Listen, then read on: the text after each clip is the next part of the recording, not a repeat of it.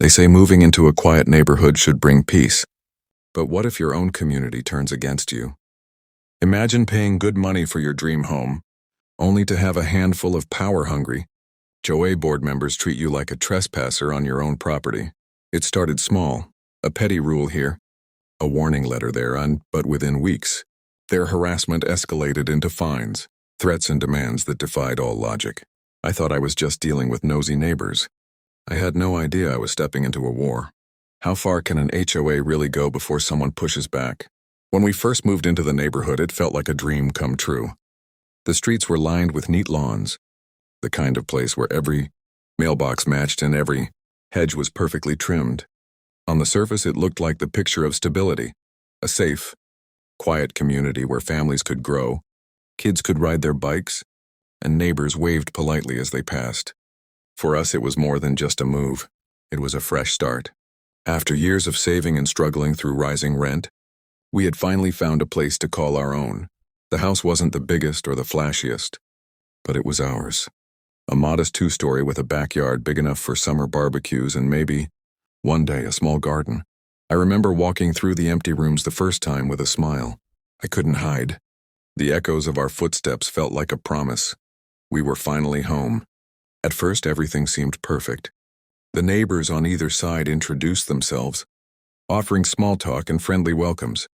The HOA sent us a packet of rules and guidelines, thick enough to feel intimidating, but I brushed it off. Every community has its quirks, right? A few rules about trash bins, lawn care, or mailbox paint didn't bother me. If that's the price of a clean neighborhood, so be it. But beneath the surface of that polished, picture-perfect community, something darker was brewing. The HOA wasn't just a group of volunteers looking out for the neighborhood. It was a hierarchy, a system where certain people thrived on control, and every rule was a weapon waiting to be used. The first signs were subtle, almost laughable. A notice slipped under the door reminding us that our blinds should be neutral in color, a warning about a garden hose left visible in the driveway. Little things that felt more nitpicky than serious. I shrugged them off, assuming it was just part of the adjustment period. Still, there was a tone in those notices, a condescending sharpness, like we were already on some invisible watch list. And the more I read through the rules, the more I realized how much power the HOA had carved out for itself. They controlled not just what the neighborhood looked like, but how we were supposed to live in it. It was strange. For all the smiles and polite hellos, there was a quiet tension in the air. Neighbors who avoided eye contact, whispered conversations that stopped when someone else walked by. A sense that people lived under the weight of constant judgment. I told myself it was nothing, that we'd get used to it.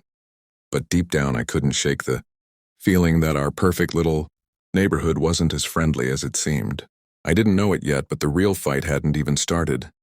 And when it did, the so-called rules would be the least of our problems.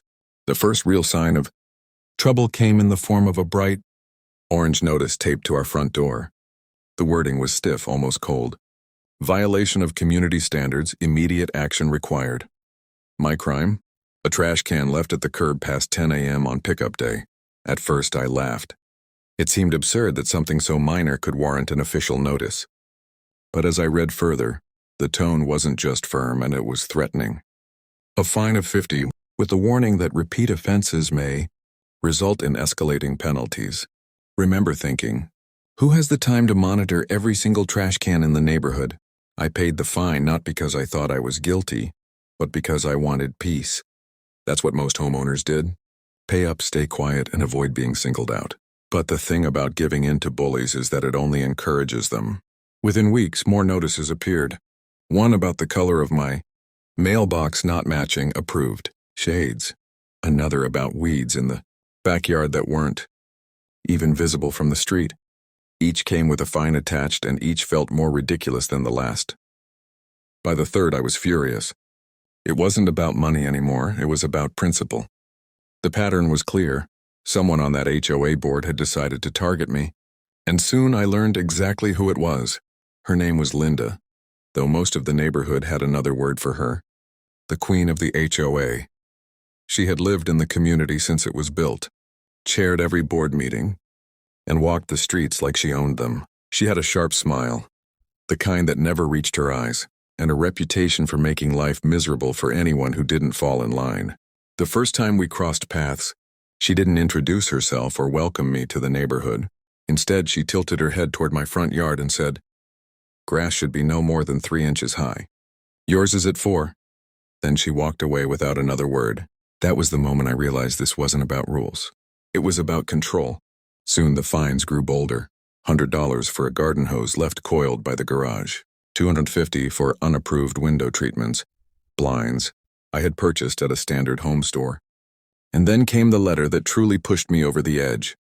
A formal demand that I repaint my entire house because the shade of beige was not compliant with the community aesthetic. I remember holding that letter in my hands, my chest pounding, my vision blurring with anger. Repainting would cost thousands. And yet here they were, demanding it with the confidence of people who had done this before. The next HOA meeting was my breaking point. I walked into that stuffy clubhouse, rows of folding chairs filled with neighbors, who looked beaten down by years of this nonsense. At the front sat Linda and her board, papers stacked neatly in front of them like weapons. When I raised my hand to speak, Linda didn't even look at me. She simply said, "Time is limited. Please keep complaints brief." I wasn't brief. I laid out every notice, every fine, every absurd demand. I told them the system was unfair, that homeowners were being shaken down, and that I wouldn't be intimidated. My voice shook, but it was steady enough to make people turn in their seats. To see nods of quiet agreement. For a moment I thought I had made a dent, and then Linda leaned forward, tapped her pen on the table and said, "If you don't like it here, perhaps this isn't the community for you."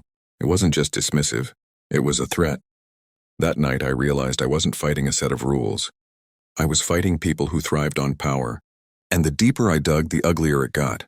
I discovered that the HOA board had access to a reserve fund made up of homeowner fees, a pool of money that was supposed to go toward community, maintenance or playground repairs, landscaping, streetlights, but somehow the playground sat rotting and the lights often went out. Meanwhile, board members bragged about new patio furniture, renovations, and, in Linda's case, her brand new luxury car. Whispers in the neighborhood hinted at favoritism, fines waived for friends, violations ignored for certain houses, while others like mine were squeezed until we cracked. The unfairness was suffocating, and it wasn't just me. One neighbor confided that she had been fined $500 for planting flowers that weren't approved species. Another said he'd been threatened with foreclosure over unpaid fees that he swore he had already settled. People were scared to speak up, scared to fight back, scared to be the next target. But I wasn't scared anymore. I was angry. I started documenting everything. Every notice, every fine, every word Linda and her board had spoken to me. I attended every meeting, sitting in the front row, staring them down. I read the bylaws cover to cover until I knew them better than they did. And slowly, I realized something. The HOA wasn't as untouchable as they wanted us to believe. Buried in their own rules were loopholes, protections for homeowners they never expected anyone to use, requirements for financial transparency, rules about elections and term limits, oversight committees that, on paper, were supposed to keep the board accountable. The problem was no one had ever challenged them. The more I prepared, the more the board pushed back. They doubled down on fines, sent threatening letters about liens, even hinted at foreclosure. It was intimidation, pure and simple. But by then, fear had given way to determination. The turning point came one evening when I found yet another notice taped to my door. But this one wasn't just about paint or grass height. This one said, "Final warning. Failure to comply," it stated, "would result in legal action up to and including seizure of property." My blood ran cold. They weren't just nickel and diming me anymore. They were threatening to take my home. That's when I knew this wasn't just my fight. It was the neighborhood's fight. And if we didn't push back now, none of us would ever be safe in our own homes again. The war with the HOA had officially begun. The day of the showdown began like any other, but it didn't feel ordinary. There was a charge in the air, the kind of tension you can sense before a storm. The HOA board had called a special meeting at the clubhouse, and word spread quickly that it was about me. According to the notice, my continued violations had reached a tipping point, and the board would be voting on whether to pursue foreclosure. I walked into that room with a folder under my arm. Every fine, every letter, every shred of evidence neatly organized. Neighbors filled the chairs, some with sympathy in their eyes, others with fear, all of them watching closely. But now they were curious and maybe even hopeful. For years they had been silent, that someone might finally stand up to the machine that had ruled them. At the front of the room sat Linda, poised as always, her papers stacked like weapons. She called the meeting to order with a smug confidence, as though the outcome had already been decided. The charges were read out like a laundry list of crimes: trash bins, blinds, paint color, yard maintenance. Each violation punctuated with the word fine. And then the conclusion: failure to comply has left the board with no choice but to pursue foreclosure. Gasps rippled through the room. I could feel my pulse hammering in my ears. But instead of folding under their accusations, I stood. Calm, steady, but with fire behind my words. I laid everything out on the table. Not just the petty fines, but the deeper truth. I showed receipts, emails, bylaws. I cited the rules they had conveniently ignored. Financial transparency requirements, election regulations, term limits they had quietly extended for themselves. I held up the reserve fund statements, highlighting the discrepancies, the missing money that should have gone to community upkeep but hadn't, and then the bombshell. Copies of public records showing that Linda herself had signed off on HOA expenditures that directly benefited her property, a violation of both state law and the HOA's own bylaws.